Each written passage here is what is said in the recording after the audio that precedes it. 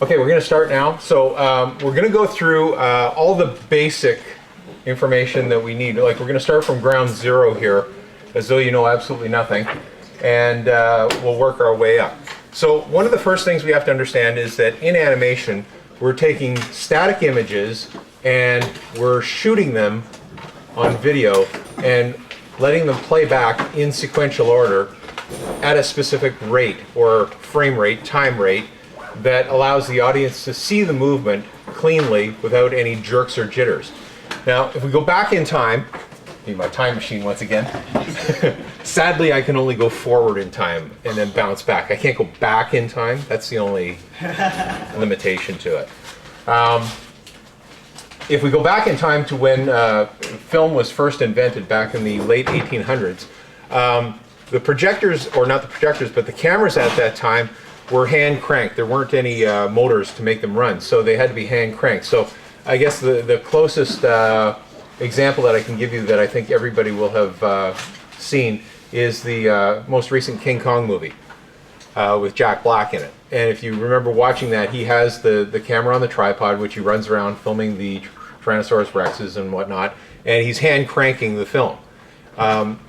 What he was talking about in the film was that you have to be able to crank the hand crank at a very specific rate in order to get the film to run through the projector later on at a good rate. If you ever watch old films from the 1900s, early 1900s, you'll notice that people are walking incredibly fast, and everything is in black and white. Well, the world was not black and white back then, nor was everybody walking around really fast. It was because people, when they would crank the motor, what would happen is that they would crank it too slowly. They'd have a slow turn on it, which means that the film was moving through the lens at a slow rate. When you play it back at a faster rate, it makes everybody look like they're zipping around very quickly. Okay, so eventually they came up with a motor for it, and they standardized the speed of the motor to 24 frames per second. So that's the frame rate that we have used ever since, 24 frames per second. And it's written FPS, frames per second. That's what the short form for it is. Now, recently, when computers sort of took over the world, and digital videotape and video editing came into play, especially on the computer, the frame rate changed to 30 frames per second. And so there's an option on the computer when you're using your PencilTech or your PencilCheck Pro to either work 24 frames per second or 30 frames per second. We are going to opt for the 24 frames per second. And there's a simple mathematical reason for it. If we look at the difference between the two, we've got 30 frames per second and 24 frames per second.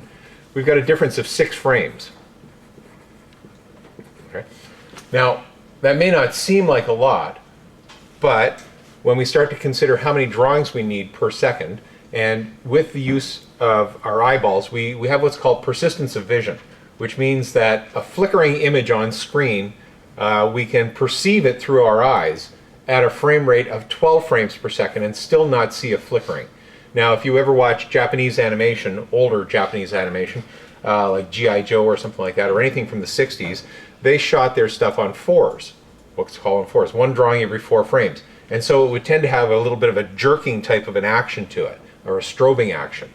So 12 drawings per frame, or 12 drawings per second, is okay for standard animation. So that means we're taking the 24 and we're dividing it by 2 in order to get our 12 drawings per second. Okay? So if we do the same thing with 30 divided by 2, we've got 15 drawings per second, which is plus 3 extra drawings. Now, again, it may not seem like much. Now, in our earliest assignments that we're going to be doing, this is going to be how your drawings are going to work. You're going to be doing this. Okay, there's your character. That drawing took me approximately 3 to 5 seconds to draw. Right? Later on, we're going to get into more complex characters, which are more fully developed, and they're going to have features on them, and eyes and ears and noses, mouths, and stuff like that, arms, hands. And we're going to get fairly complicated with it. I'm just going to pull out an example. This is from the summer project that I did with that monster. I'm going to use examples from that project to describe some of the stuff that's going on with animation. So let me just pull out. Here's my initial design that I did for the monster. Very first drawing after I had gotten the assignment. So you can see from this drawing that there's a lot of lines on this, right? If we count up the total number of lines from beginning to end, like this is the beginning of the line, that's the end of the line there, and then to this part is another line. So if we count up all the lines, we've got 1, 2, 3, 4, 5, 6, 7, 8 for the arm, 9, 10, 11, 12, 13, 14, 15, 16, 17, 18 for that total. Then we go from here, 19, 20, 21, 22, 23, 24, 25, 26, 27, 28, 29, 30, 31, 32, 33, 34, 35, 36, 37, 38, 39, 40, 41, 42, 43, 44, 45, 46, 47, 48, 49, 50, 51, 52, 53, 54, 55, 56, 57, 58. We've got 58 lines that make up that character. Right? So if drawing this took me 5 seconds, and we got 58 lines here, and we multiply each of those lines on average by 5 seconds, how much time are we spending? About 5 minutes. 5 to 6, maybe 7 minutes to complete this drawing right here, from beginning to end. Right? So now let's go back to our equation here. If we say it's 5 minutes, 5 times 12 is what? You guys are all math geniuses, I can tell. How long is it? 60. 60, right. 60 minutes. That's 1 hour. 1 hour of non-stop drawing. It's like you're drawing, you're drawing, you're drawing, you're drawing, you're drawing, non-stop from 1 hour. Your hand is constantly moving. You can't do that. Okay? You got to take breaks. Plus, you got to take it and grab a sheet of paper, put it down, sharpen your pencil, crack your knuckles, etc., get ready to go, and then you're back into it. Okay? But let's say it's just non-stop drawing. That means 60 minutes of drawing for that character to get 1 second of animation. Here we've got 3 extra drawings. Simple equation, 5 times 3 is 15. It's 15 extra minutes per second. Right? So if you got 10 seconds of animation, it's an extra 150 minutes, okay, which is like 2.5 hours extra. That's a lot of drawing, extra drawing. So what we're going to do is we're going to default to the 24. So we got less drawings per second to do. Okay, just makes it easier that way. So when do we use 30 FPS? Only if you're crazy. The only difference with 30 FPS is if the people who are doing the job say to you, do it 30 frames per second, because that's the frame we're working at. So the difference is just like... It's negligible. Yeah. Okay? It's just a little bit creamier. Like nowadays they have the high definition, not only the number of dots per inch on your screen, but they've also, what's the frame rate, high definition? FPS. What is it, 48? 48. Yeah, so it's double. It's double. It's double this. And I don't know if you guys have ever seen it. Has anybody here ever seen that? Yeah. Cow, it's annoying. It's like soap opera. It's way too creamy. Like it's too sugary sweet. You know, it's just too much. And the same thing is true because if we're dealing with something like 24 frames per second, we can get away with 12 drawings per second. If you ever get to the point where you're going to do your full out animation, if you decide to shoot your stuff on ones, that means you've actually got 24 drawings per second. Okay, it means you're filling in all the extra blanks. It does look creamy, sweet, smooth, but it's double the number of drawings you actually need.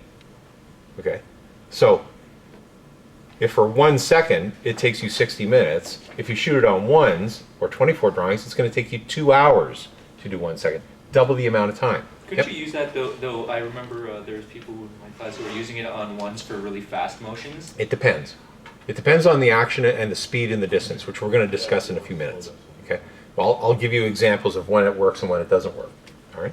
So just to get back to this, we're going to be doing 24 frames per second or 12 drawings per second as an average. All right. All right. So now let's get into some of the next basics.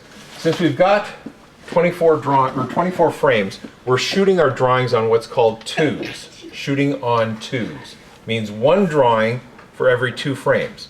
So when you go into your Pencil Check Pro, what you're going to see is a series of screens on the monitor, but off to the side you're going to see what's called an exposure sheet. And it's basically a form that's filled out.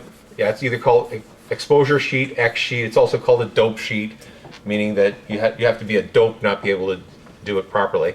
But basically, it's a bunch of horizontal lines extended this way, and each of these represents 1/24th of a second going down this way. So time is moving in this direction here. 0 is up here, and this is your end frame down here.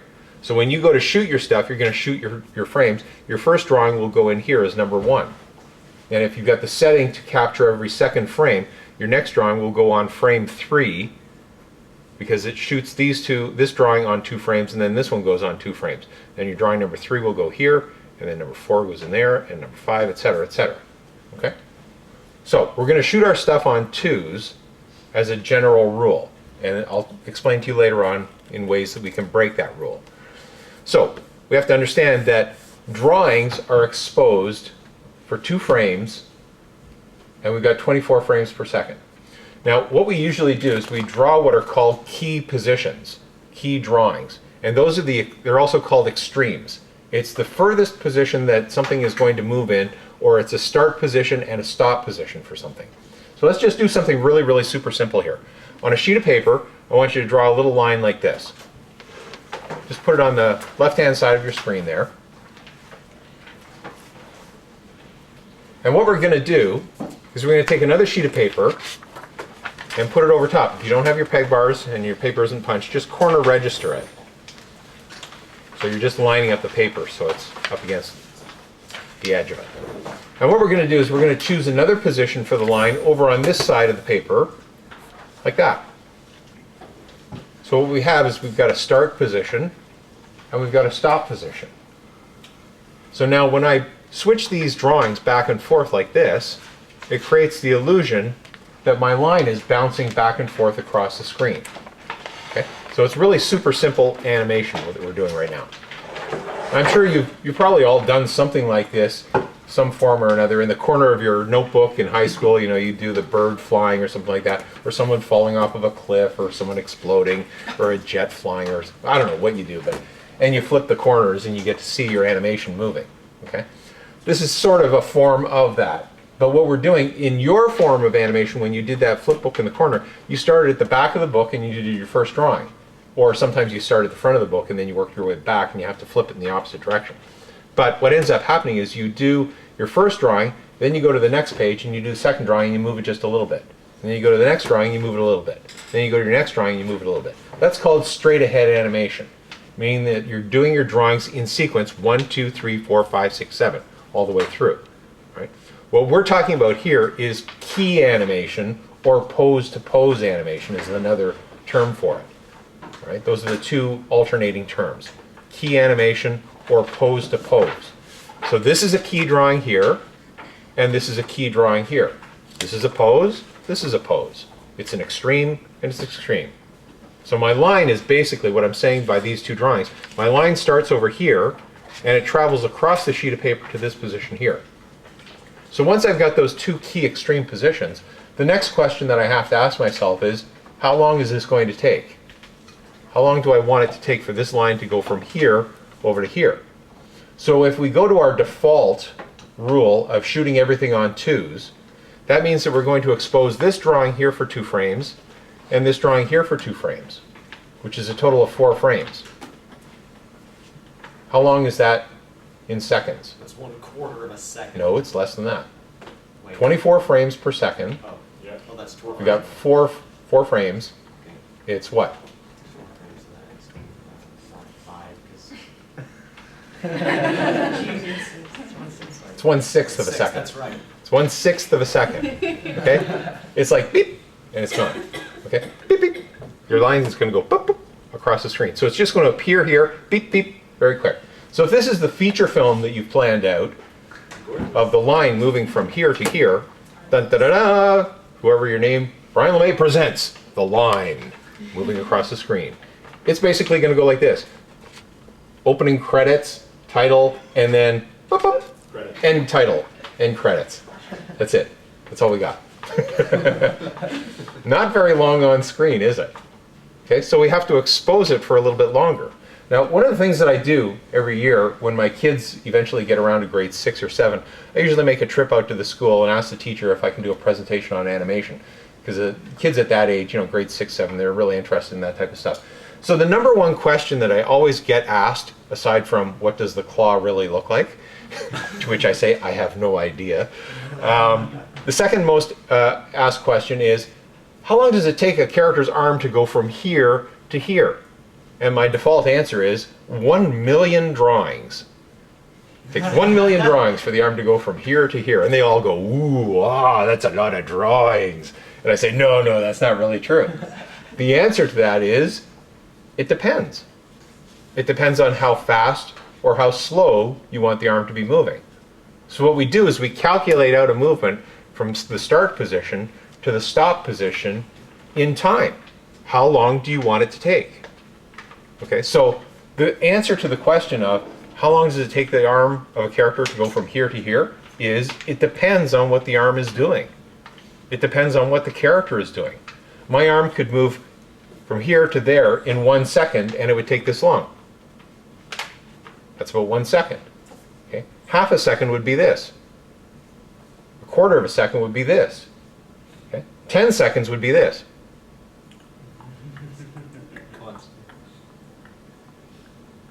There. Okay? It depends. You have to decide what that length of time is because you're the animator. You're the one that's making the character move. So, once you've got your 2 drawings done, you have to figure out how many drawings am I going to put in between to make this fill in. Now, at this point, as animators, okay, if this is your first drawing, then it's arbitrarily called drawing number 1. And so I personally put my numbers down here in the bottom right-hand corner. Okay? This is drawing number 1, and it's a key position, so I'll put a circle around it. Right? A circle indicates that it is a key extreme position. And it's just for visual understanding later on when you get into the point where you're dropping in in-betweens. Now, from this point on, I have no idea as to how long it's going to take to get to this drawing here, so I can't assign it a number. I can't say it's going to be number 5, I can't say it's going to be number 10, I can't say it's going to be number 1 million. I don't know, right? So what I usually do when I'm doing my rough animation is I will put alpha letters over on the left-hand side here. I'll write A over here, and then this is going to be B. Okay, so that way I know the sequence that they're in. Now that may not seem like, such a difficult thing to figure out, why even label them really at this point, because there's only 2 drawings. So it's like if I walk down the hall and I trip and I fall and the 2 pieces of paper fall separate, I think it's pretty easy to figure out what order they go in. But if later on, if I'm doing a larger piece of animation where I've got a lot of drawings, such as, well, here's my entire stack of drawings, okay, from the monster sequence, okay. There's a lot of drawings there. There's approximately 450 drawings there, right? So if I'm walking down the hall with this stack of drawings and I trip and I let them fall over the balcony, and that would be cool to see, and they all go drifting down 4 stories to the floor, they're going to be all over the place. And if I have to try and figure out their sequence and they've got no numbers on them, it's going to take me forever. Okay, I'll be sitting there going, what was this position? I think it goes, I'd be taking forever to do it. So that's why we number our stuff. Because when you're doing your animation, you're not necessarily just going to do it in one sitting. You're not going to start at 9 o'clock in the morning and finish up at 5 o'clock that night. Some cases you may, but most cases you won't on larger projects. It'll take you 4 or 5 days to complete a project. Which means that the next day you've got to come back and remember what sequence the drawings go in and what drawings go where. So that's why we label them, all right? Right from the very beginning.